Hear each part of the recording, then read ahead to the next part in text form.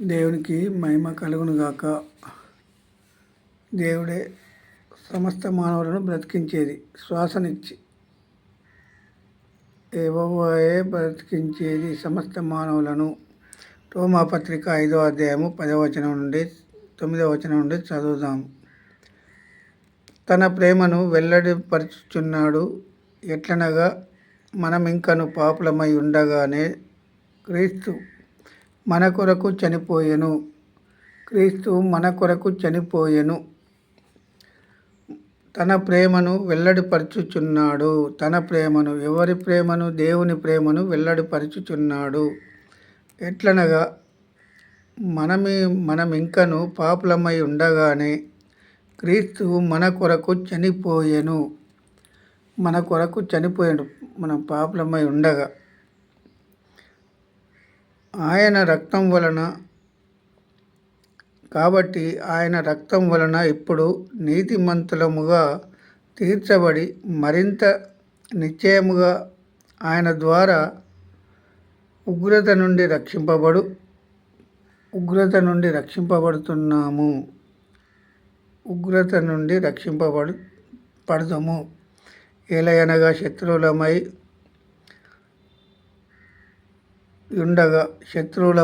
క్రీస్తుకు మనం అందరము శత్రువులమై ఉండగా ఆయన మనలను రక్షించెను, కాపాడెను జీవంతో. ఈ మానవ జీవితం ఆయన బ్రతికిస్తే తప్ప ఏ మానవుడు బ్రతకడు. నేను 45 సంవత్సరాల వరకు దేవుణ్ణి నమ్మలేదు, నాకు తెలియదు. ఎందుకంటే యేసుక్రీస్తు ప్రభు అంటే తెలియదు. 45 సంవత్సరాల వరకు నన్ను రక్షించాడు. ఎందుకంటే ఒకవేళ 45 సంవత్సరాల ముందు వచ్చింది అనుకోండి, వస్తే నేను నశించే ఆత్మ నాది, ఎవరు నశించిపోకుండా కాపాడిన దేవుడు. అయితే అందుకే ఏమంటాడు, ఆయన ఉగ్రత నుండి రక్షింపబడదుము.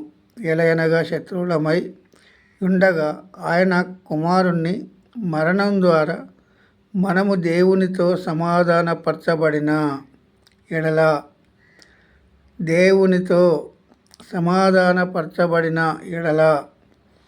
సమాధానపరచబడిన వారమై ఆయన జీవించుట చేత మనం మరి నిశ్చయముగా రక్షింపబడదుము. మనము ఎందుకంటే నిశ్చయముగా రక్షింపబడదుము.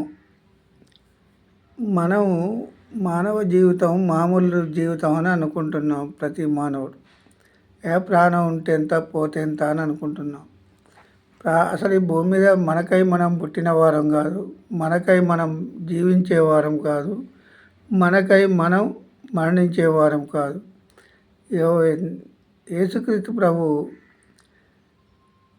ఈ లోకంలో పుట్టించాడు, నా కొరకు ఏమైనా చెప్తాడని, వినేవాళ్ళను నా కొరకు వింటారా అని.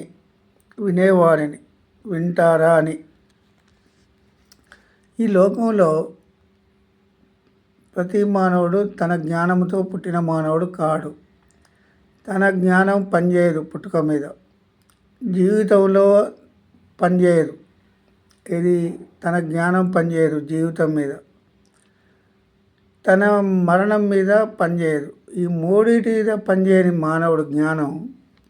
మరి నేను అనే గర్వం, నేను అనే అహంకారం ఎక్కడి నుంచి వచ్చింది? ఇప్పుడు అపవాది నుండి వచ్చినాయి. అపవాది నుండి తప్పించడానికి ఈ లోకానికి వచ్చిండు యేసుక్రీస్తు ప్రభు. అపవాది నుండి తప్పించడానికి ఈ లోకానికి వచ్చిండు.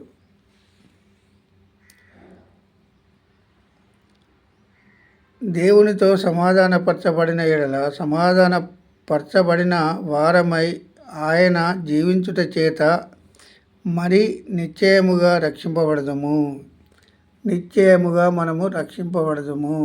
ఈరోజు నిశ్చయముగా రక్షింపబడదుము. అంతేకాదు, మన ప్రభు అయిన యేసుక్రీస్తు ద్వారా మనము దేవుని యందు అతిశయపడుచున్నాము. దేవుని యందు అతిశయపడుచున్నాము. దేవుని యందే అతిశయపడాలి, మనుషుల యందు కాదు అతిశయపడేది. సృష్టించిన సృష్టికర్త ప్రతి మానవుడు అడుక్కునేవాడే కావచ్చు, ఈ లోకంలో ఏ మానవుడు పుట్టినా దేవుని వలననే పుట్టినా అని తెలుసుకోవాలి. దేవుడు లేకుండా ఏ మానవుడు పుట్టలేదు. ఆయన అరచేతుల మీద చెక్కెను మన జీవితాలను. మనం జీవిస్తున్నామంటే ఆయన కృప చేతనే జీవిస్తున్నాము. ఈరోజు ఆయన కొరకు చెప్పాలి, ఈరోజు ఆయన కొరకు ప్రకటించాలి, ప్రచురం చేయాలి. ఆయన మన పాపముల కొరకు, మన శాపముల కొరకు కల్వరిశిలలో రక్తం కార్చి చనిపోయి సమాధి చేయబడి 3వ దినమున తిరిగి లేచిండు. మనలను కూడా తిరిగి లేపడానికే ఈ లోకానికి వచ్చిండు యేసుక్రీస్తు ప్రభు అని ప్రచురం చేయాలి. ప్రతి తెలియని వ్యక్తికి తెలియపరచాలి. మనం తెలియపరచడానికే మనలో బ్రతికిస్తున్నాడు, తెలుసుకోవడానికి వారిని బ్రతికిస్తున్నాడు. అంతేకాని నా జ్ఞానంతో నేను పుట్టాను, నా జ్ఞానంతో నేను జీవిస్తున్నాను, నా జ్ఞానంతో నేను మరణించను అని చెప్పిన మానవుడు లేడు. జ్ఞానం పుట్టుకలో పనిచేయలేదు, జ్ఞానం బ్రతుకుటలో పనిచేయలేదు, జ్ఞానం మరణంలో పనిచేయదు. ఈ మూడిటిలో పనిచేయని మానవుడు ఈ లోకంలో ఇప్పుడు ఎవరి వలన బ్రతుకుచున్నాం? మనందరము సమస్త మానవులు యేసుక్రీస్తు ద్వారానే బ్రతుకుచున్నాము. మనం ఉగ్రత నుండి తప్పించడానికి లోకానికి వచ్చిండు ప్రభు. ఉగ్రత నుండి తప్పించి మనకు రక్షణ ఇచ్చాడు. రక్షింపబడిన వారం మనందరము. సమాధానపరచబడిన ఎడల బడిన వారమై జీవించుట చేత మరి నిశ్చయముగా రక్షింపబడదుము. మరి నిశ్చయముగా రక్షింపబడతాను.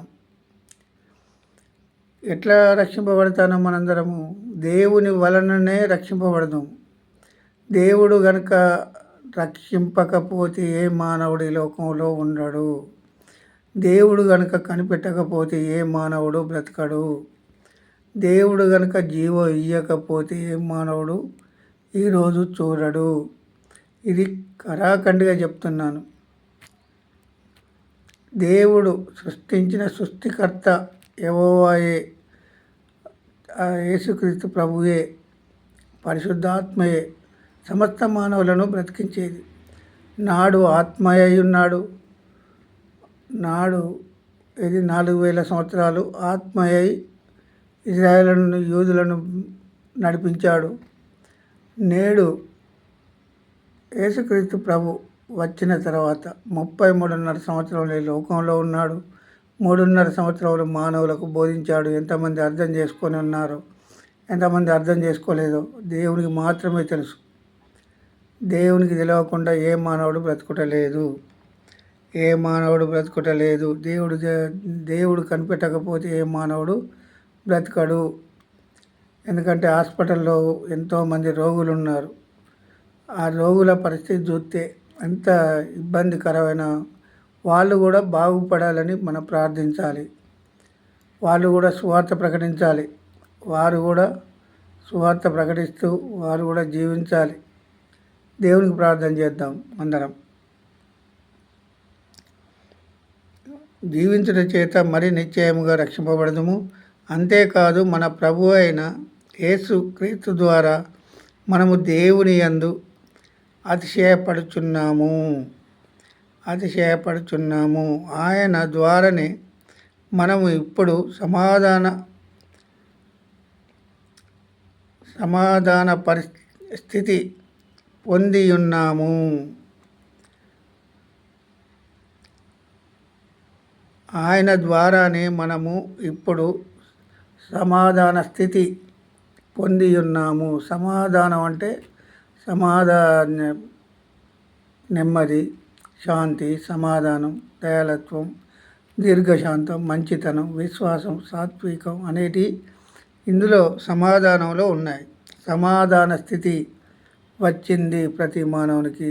ఒకరికొకరు క్షమించుకోవాలి, ఒకరికొకరు రక్షించుకోవాలి, ఒకరికొకరు మేలు చేయాలి. కానీ ఇప్పుడు మేలు చేసుట మాని కీడు చేస్తున్నారు జనులు. అన్య జనుల కంటే దేవుని వాక్యం తెలియదు. మరి తెలిసిన వారు ఏం చేస్తున్నారు? తెలిసిన వారు కూడా అన్యజనుల్లాగానే ఉంటున్నారు. దేవుని వాక్యం అర్థమైన వాడు మేలు చేయాలి, కానీ దేవుని వాక్యం అర్థం కానివాడు మేలు చేయలేడు. దేవుని వాక్యం అర్థమైతే క్రైస్తవునని పేరు చెప్పుకొని కూడా కీడు చేసేవాళ్ళు ఉన్నారు. ఇప్పుడు నాటి నుండి నేటి వరకు వాళ్ళకు దేవుని వాక్యం అర్థం కాలేదు, దేవుని మాటలు అర్థం కాలేదు, దేవుని ఆలోచన చెయ్యరు వీరు. దేవునికి మహిమ కలుగును గాక. ఆమేన్.